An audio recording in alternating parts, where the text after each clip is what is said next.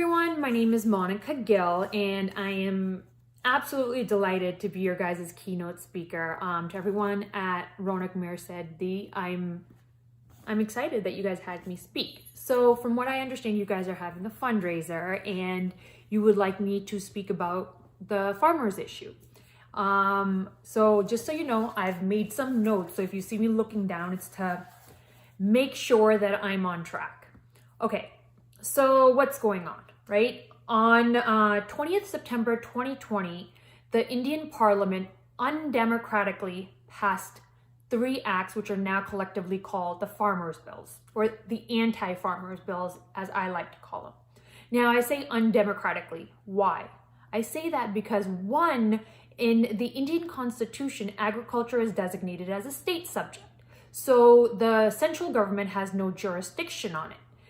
2, because just like in the American Senate, when a bill goes through the Rajya Sabha, if you take a voice vote and then the opposition wants to have a debate, you have to have the debate and then you have to take a recorded vote. They did not allow that. There are videos that have gone viral that when the vote on this bill was taken, opposition was in arms and no debate was had. And this is major. Why? Because when Raunak spoke, the Indian government released a statement saying that this was democratically passed with a debate. Facts. No, it was not. So that's 2 major things. So it passed and protests erupted all over Punjab first. Why? What problem did the farmers have with it? So I'm not going to get into too many details, but I did pull out 6 details that I think are easy to understand, and even someone who doesn't understand farming back home, they can pick up on. So the first major issue that I think exists within the bills is that it doesn't allow farmers to approach a court in case they have an issue with a corporate or anything. If there's a dispute with a corporate or a corporate contract, they have to approach the subdivisional magistrate or the joint secretary of the central government. Now, most farmers in India own 1 to 2 acres. They're not wealthy farmers. So if they're going to get involved in contract farming and not be able to go to court or have no local way of negotiating, I don't think it's going to work. I mean, corporates have unlimited access to resources where they can kind of fight tooth and nail for a very long time. A small farmer does not have the same kind of resources. And I think this is one of the parts of this bill that you can clearly tell this was to, feed the corporates and take away from farmers. All right. The bill waives the tax collected from mandi boards from private buyers. So usually farmers sell to mandis, mandi sells ahead. They kind of, facilitate the sell. And the mandis in Punjab charged 8.5%. And Haryana was charged 6% from private corporate buyers. And this tax went to help out the infrastructure within both states and just help out farming and all that. Now, how is that tax going to be made up? Where is that going to come from? How is that money to work on Punjab and Haryana's infrastructure? How is that gap going to be made up? So to me, that looked like that it wasn't really, these bills weren't really created with the citizens in mind, because when you have a bill that waives tax on super rich people, I don't know, doesn't seem too middle class, poor class friendly to me. Okay. So like I said in the beginning, farming was a state subject. So each state had different rules. Punjab and Haryana had MSP. Now, Narendra Modi's all on social media in the Rajya Sabha saying MSP always existed, it will exist, it's going to continue to exist, we're not going to take it away. False. So these bills in their opening say that this now covers all laws on states. They've taken the power away from the states. So the states that had MSP, they will not have it. There is no mention of MSP, which is the minimum support price in these laws. None. And for Modi to say it's always going to exist, why doesn't he just put it in there is what I don't understand, right? I don't know, like if you're going to say that states no longer have any control on agriculture, but you're not willing to put a minimum support price into the bills, then you can't really say MSP exists because it doesn't at all. Okay, so the bill removes the Essential Commodities Act. Basically, Essential Commodities Act prevented hoarding. Now, if you remove it, what happens? Hoarding is allowed. What happens when you hoard? So when you, BTW, Adnani is already creating these like big ass hoarding compounds where you can store grains and produce, this and that. Okay, so when you have like too much of something, right? If a corporate has too much of something and someone really wants to sell their goods, they have no one to sell it to. They are forced to sell it at a lower price.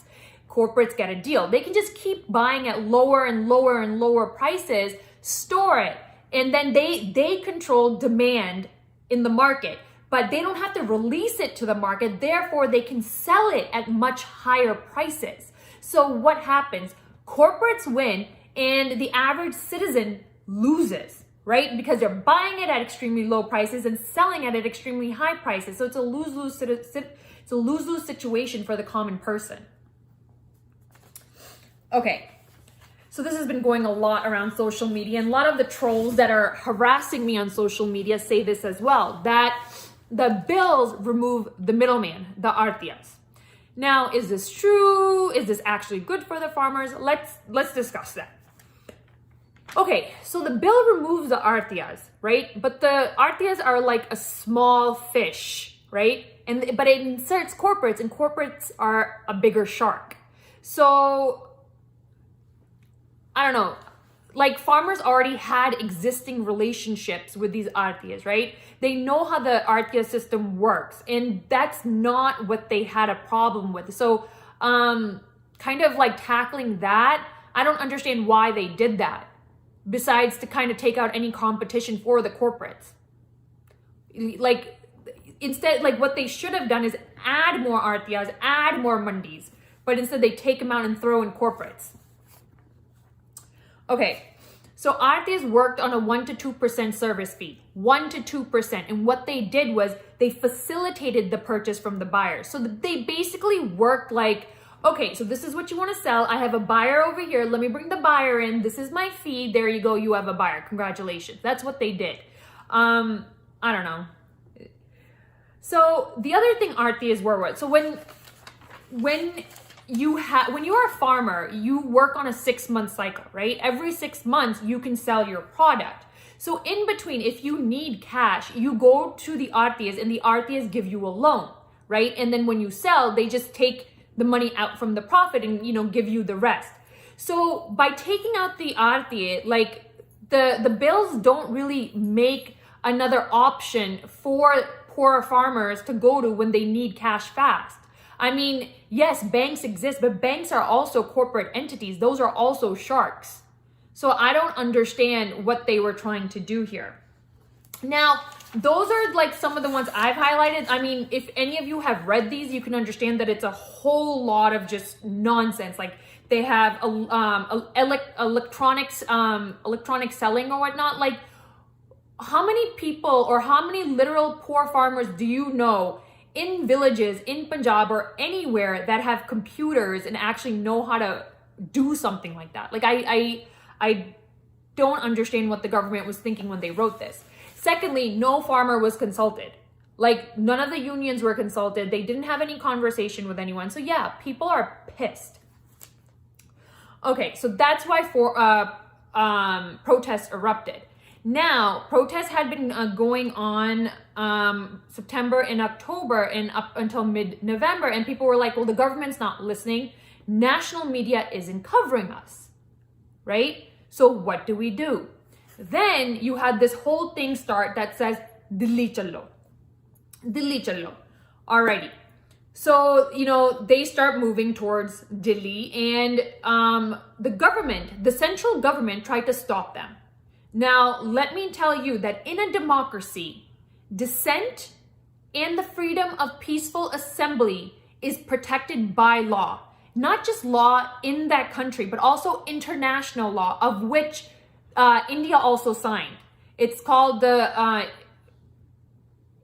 something like the UHDR, something like the United Human Rights Declaration, I want to say. I'm not saying the name correct, of which India is a signatory. So them blocking that was a clear violation of international law, not just Indian law. So anyways, they're moving through Haryana. I mean, they face huge violence, like huge obstacles. They dug up the roads, you know, the night before. The Indian government vandalized their own property. Okay, so move through Haryana, and they're not allowed to enter Delhi. So Delhi has like an official protesting ground, which they weren't allowed to go on. And the central government's excuse was that, nobody asked for permission, which is a lie. Okay, so they reach Delhi, and then they're there for almost, I want to say 60 days. They got there around Thanksgiving, all the way through Jan 26th. So they were there approximately 2 months when they started planning the tractor rally. Now, why did they need to do a tractor rally? Okay, so let's backtrack a little bit. These guys move to Delhi, and what happens? That's when the national media gets involved. The national media gets involved, and they start calling these people terrorists.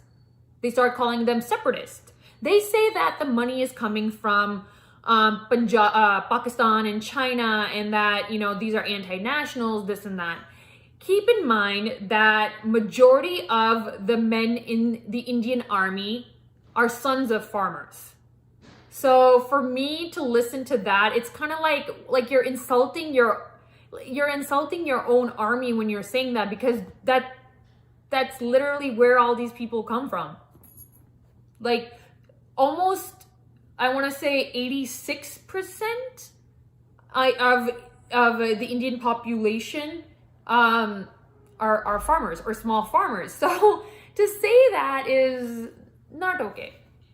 Now the important so yeah, Punjab started this, but Haryana was there since the beginning. So, but like the national media, or I like to call Godi media, made it look like it was just Punjab Punjab had an issue, blah blah blah.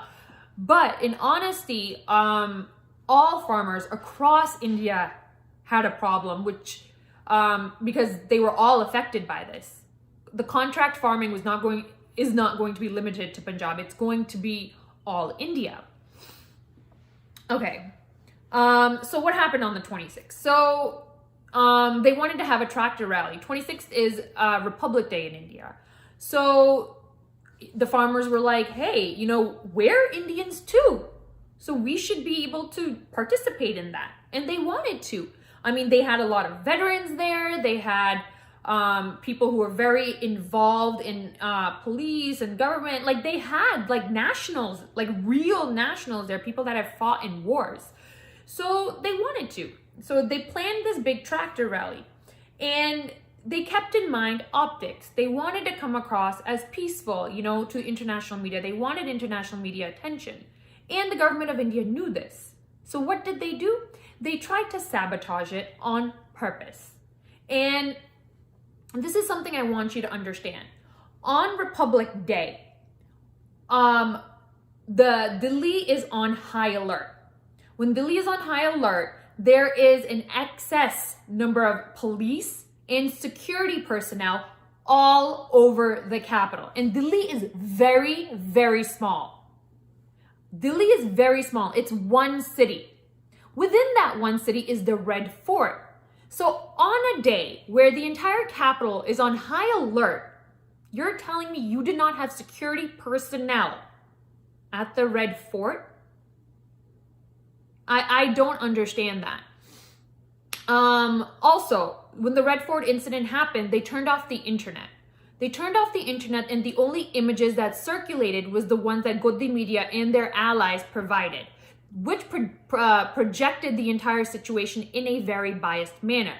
I woke up on the 26th with a panic because I had a meeting with a congressman, like a pretty senior congressman, and I didn't know how to spin it. But like, thankfully, majority of American officials understand that Indian media is very biased and that freedom of journalism doesn't exist in India, so we were okay.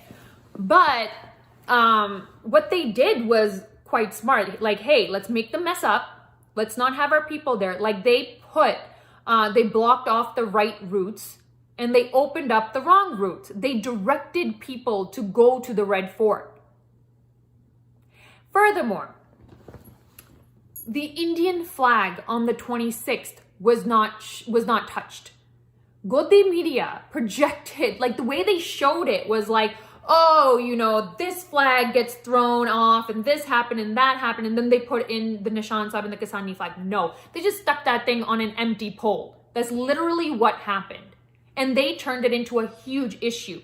They tried to make it sound like that it was like the insurrection at the Capitol. It was not. Why? Because the Capitol building belongs to the United States government and it holds government officials. The Red Fort, the Indian government has leased to the Dalmias for 25 crores. So any profit the Red Fort makes goes to the Dalmias, not to the Indian government. So you can't have an insurrection on private property. And I don't see a statement from the Dalmias. It acts like they don't, like, honestly, the whole thing is like they don't care. So I don't know what these people are trying to get at.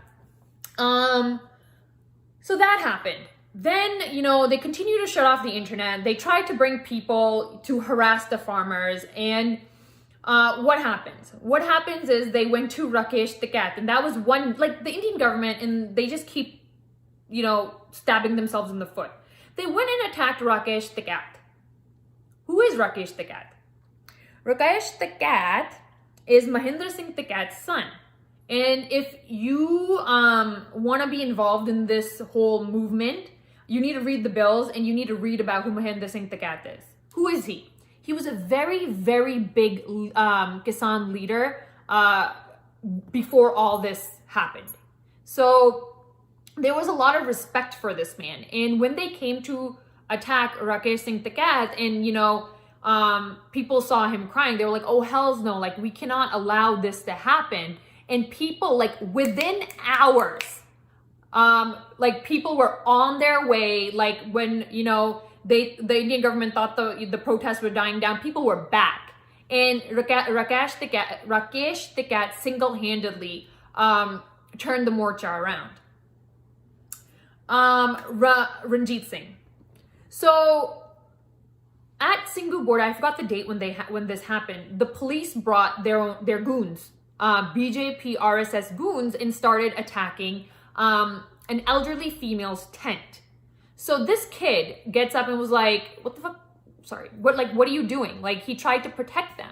So he tries to protect them, and as he's going back into the boundaries, the police grab him. So mind you, he's fighting with BJP goons, and the police grab him while he's protecting them from these people from goons. So the police and the BJP, the police and the goons and the BJP were connected. There's videos of them shaking hands. I've posted videos of this entire ordeal on my Twitter. So they started it and they attacked this guy and brutally beat him. What happened to him was not okay. And I want every one of you to look him up and understand what happened. 2, Navdeep Kaur. Navdeep Kaur is a Dalit Sikh activist. She was working at a company called KDM. I want to say KDM, and she was abducted in January. We found out about her almost a month later. When she was abducted, her family didn't even know what was happening to her.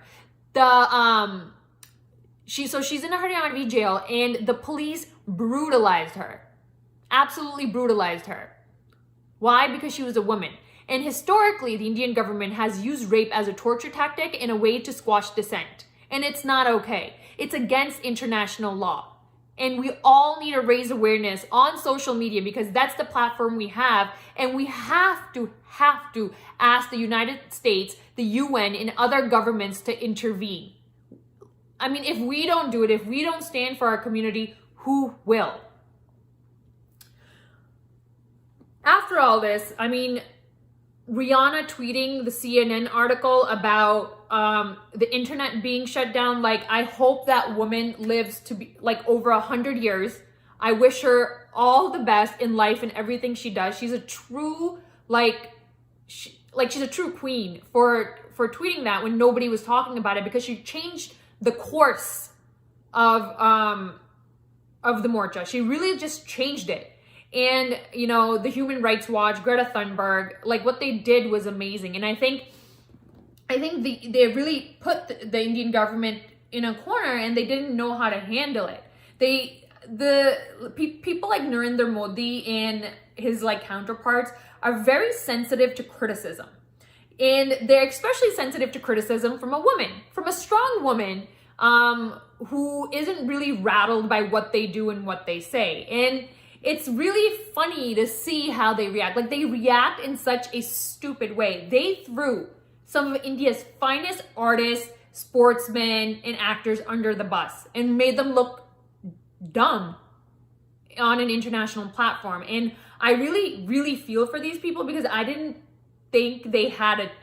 don't think they had a choice. And it's sorry to see what they're doing. It was a very reactive response. And even by doing that, they couldn't get a single hashtag to trend, which I thought was really funny. So that. Where are we now? Okay. So now we're at the point where we just have to continue building pressure, raising awareness, getting more people to talk, getting more government officials to talk. Where do you come in? All of you have social media. All of you have social media. All of you have the ability to post on social media. You all need to raise awareness. You need to raise awareness within your own communities, within your own neighborhoods, within your own friends. We're at the point that, you know, if you don't say anything, you're betraying your own community. We're at the point where silence is betrayal. People are dying. The oldest person that they arrested is 80 years old, an 80-year-old army veteran. I've tweeted videos and interviews of people where, like, even against men and elderly men, they've been doing like unspeakable things. And Navdeep Kaur is not the only woman that's been arrested. There's multiple other girls there too. And because the Indian government has historically used rape as a way to squash dissent, we can almost guarantee that the same thing is happening to them too. We don't know what's going to happen or what area, like what route this whole thing is going to take. So we all need to get involved. We all need to get involved, and we all need to use our voice. And I hope you take this to heart. Thank you for having me. It was an absolute honor speaking for you. I hope I made sense. And yeah, you guys, I'll be moving to California soon, and I hope to meet some of you. And yeah, bye guys.